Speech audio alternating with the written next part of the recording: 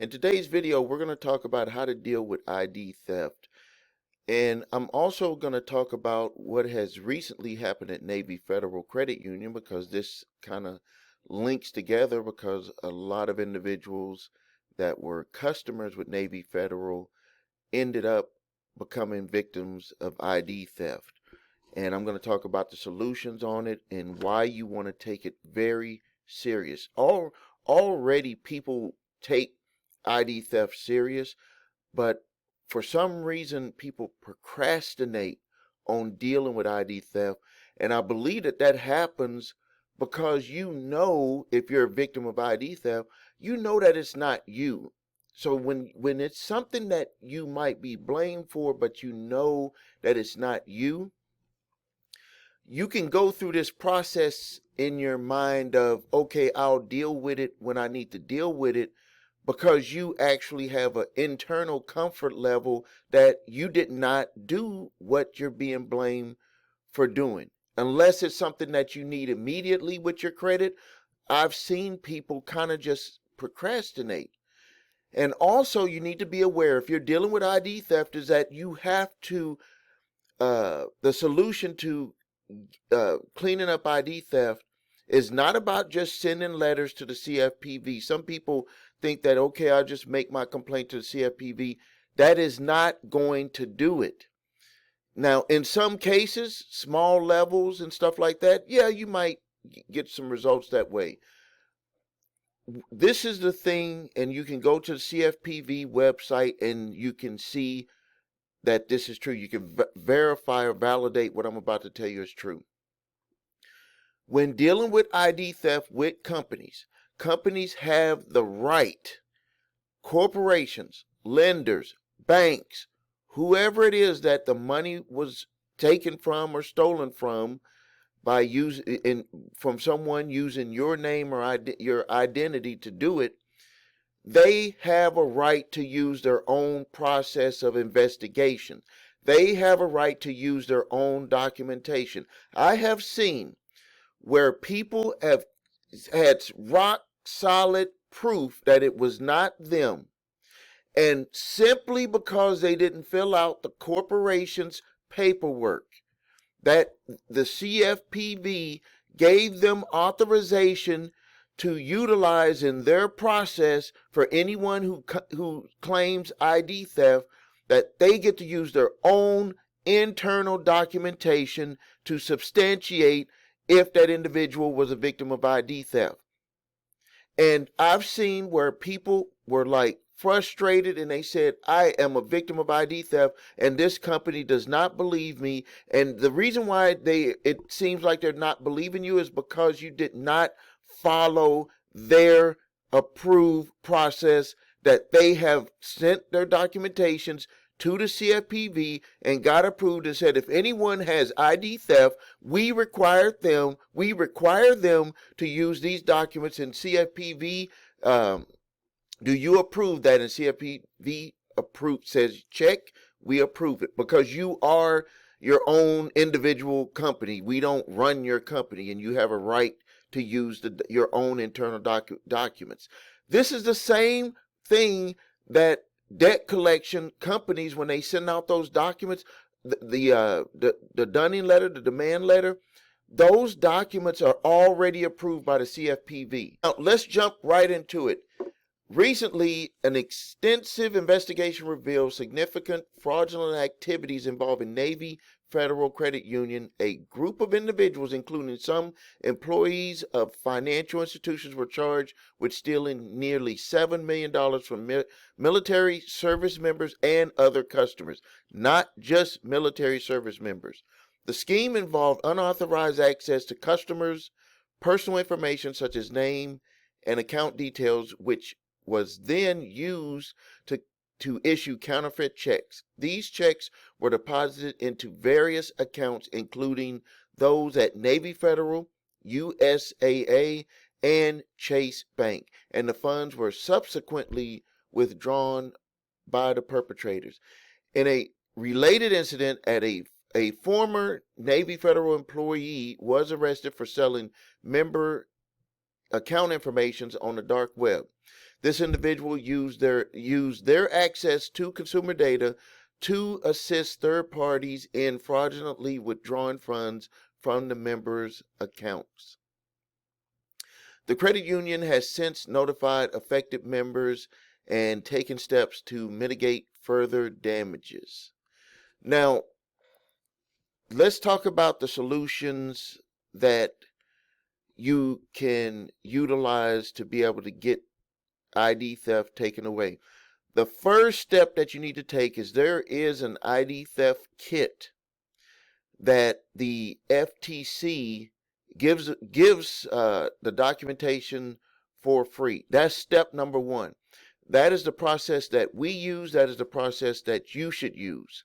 I know a lot of people say go to the CFPB.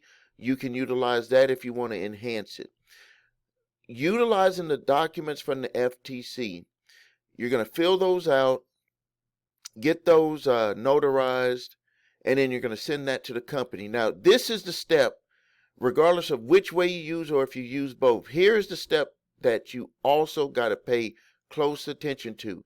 And you got to watch your emails, so check your spam box, because I've seen it where one of my clients, the company communicated back to him in his email. I don't know why they chose to do it that way. We said that we want to get it in mail, but for some reason they sent it through the email, and it was in his junk mail box. And like couple of weeks later, we were like, why isn't there any response? They said we did respond. He looked in his email box and it was a response in there. Inside of that email, and also what you need to pay attention to with the response that you get back from the company that you were saying that you were a victim of ID theft with, is that they will usually send their documents. That's what they did with my client. That's what they'll usually do with you if you're a victim of ID theft. This is where frustration starts to mount with individuals, because people believe that that they've already sent everything that they need. They've already gave them their information. So I'm going to circle back to what I said with the CFPB. CFPB does not run these corporations. They do not run them. They just regulate. They regulate the business. They make sure that they're following guidelines and banking rules and all of that stuff. But they cannot tell them how to run their own investigations. They cannot say you got to use this universal document. And so when you get that information, you may feel that it's like redundant. You have to fill this whole thing out all over again. Do it. Because if you don't do it, you're giving them permission to believe it's you. Remember what I said earlier in the video, when you have done, how does it feel when you have not done something, and that you just know it's not you, you can prove it's not you, but it seems like people will not believe that it's not you. With curing ID theft, with fixing issues with ID thefts with companies, the way that they believe that it is not you is by following their process. It's like something that is baked in, where they feel that if the individual goes through this paperwork and does our process, whatever that is, whatever you have to swear to, whatever you have to notarize, whatever you got to do, they have their justification to believe that you're telling the truth. Like, some of the times when we deal with people, we think that because we know ourselves, that everybody else is supposed to know us. And that's what you have to overcome when dealing with a company, when you're saying that you say that you were a victim of ID theft. And so again, let's just review real quick. You get the FTC documentation. You can also submit your information to the CFPB. The FTC ID theft documentation will have everything on there step by step, all the accounts. It's going to also ask you, do you know who this person could be? You're going to also have to get it notarized and swear to the information that's in that document. You send that document to them. I've also had my clients send that information to the credit reporting agencies just so you can get a head start on dealing with the information that's negatively affecting you on your credit reports. Now, the next thing is when they do their own internal investigation, they may, which almost every company that we've done this with, would send back documentation asking for it to be filled out on their specific documentation. And they have a right to do that according to the CFPB. They can have their own internal documents that they use for ID theft. Fill those out. Also, watch your email because it could come to your email. Because on that account, this is the crazy thing is that, we live in this world where a lot of stuff has been being done by email. And, I've seen that happen, even if you ask them to send it to you in writing. So watch your email, watch your mail. And if you don't get a response within 2 to 3 weeks, then you need to you need to send it out again, and you also need to call them to let them know that to get to their legal department so you can let them know again that you've sent the information. Make sure it went to the right address. The way to find the right address is to get your credit reports from a paid credit monitoring service and look at the address that furnished the information on your credit reports. These companies use various addresses depending on what region you live in. And so that region with that address would be the one that is responsible for putting that information on your credit reports. If you need help with ID theft, we can help you. Just go to my website, thecreditrepairshop.com.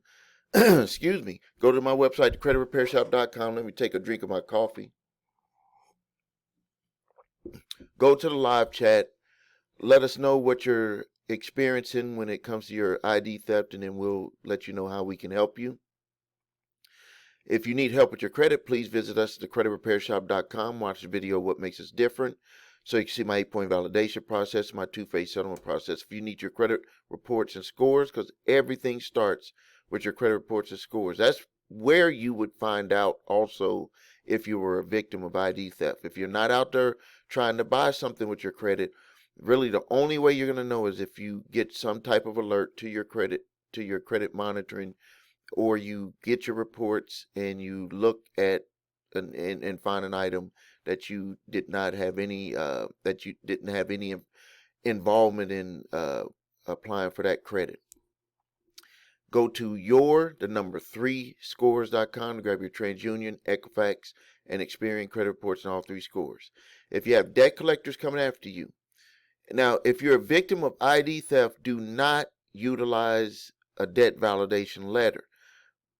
If you're a victim of ID theft, you're saying that it is not your account. So there is no need to do a debt validation. I know that might sound a little confusing, but it's the same as if you have a debt that's past the legal statute of limitations. If a debt is past legal statute of limitations, there is no need to talk about the amount of the debt. There's no need to do any debt validation. The same thing with ID theft. It's a given that none of it is yours, so we're just mainly want to get everybody focused on this ID theft situation so they can remove you from that account, close it out, get it off your credit reports. That's what the focus is on, not on doing a debt validation for the amount of the debt. No. Even though in a debt validation that is part of the proof process, but think about it. If you have nothing to do with the debt, there is no need to question the amount of the debt. We need to get everybody focused on this is not your account, period. And if you're a victim of ID theft, that's the direction you need to get them going. So grab my 3-pack of letters: statute of limitations letter, cease and desist collection activities letter, and debt validation letter. I do ask for a donation on those. I appreciate everyone who does that. Those letters can save you time, money, and frustration. Please like this video, subscribe to the channel, post your questions and comments. This is Stephen A. Williams, president and founder of thecreditrepairshop.com.